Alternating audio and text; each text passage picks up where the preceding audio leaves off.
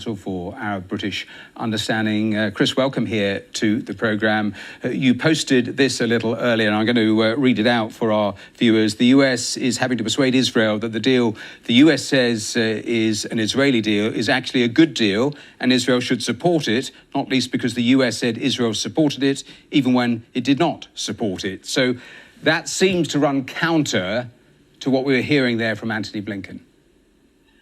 The US is engaged in an extraordinary display of diplomatic gymnastics, because actually today we've heard that Hamas has accepted this deal. Yesterday it said it had welcomed it.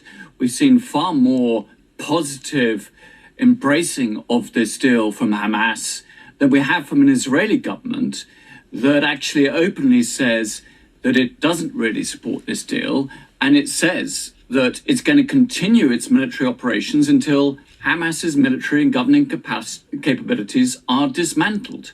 So we see a situation in which the US is blaming the side that's accepted the deal and excusing and covering for the side, the party Israel, that actually isn't embracing it. And it's extraordinary. I mean, if this is an Israeli deal, as the United States said, if this is an Israeli proposal, why is it not the Israeli Prime Minister getting in front of the cameras and saying, this is the deal, we're presenting it to the world, you want a ceasefire in Gaza to end the horrors and the carnage? He's not, because he doesn't fully back it, and he refuses to say so. So the rest of the world is looking at this and just feeling they're being gaslit, frankly. And yet, just to push back slightly on that, we've seen no offer to release all of the hostages from Hamas, have we? So there is still obviously a gap here. I was playing pictures of the UN Security Council, that decision they made yesterday. What real difference do you think that makes? Well, it's true. I'm not saying that Hamas has signed up to this deal, but they have sounded more amenable to it. And of course, you know, if you are a proper mediator in this, you don't get into blame games as you're trying to end this extremely horrific conflict. You try to bring the parties together in a situation where both parties don't trust each other. I mean, Hamas can hear what Israeli leaders are saying, and Israeli leaders are saying, we're going to continue until we've utterly crushed you. Well, you don't get a ceasefire deal between two sides if that is the case, that where one party is saying its intention is to smash the other.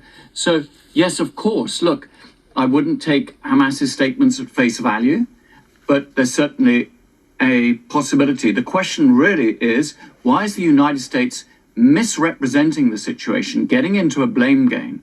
And it's because we have seen over the last 8 months that the United States refuses to hold Israel accountable for its actions. It refuses to put pressure on Israel to adhere to its international obligations, and prefers to put all the pressure on other parties to this conflict, the regional powers, etc.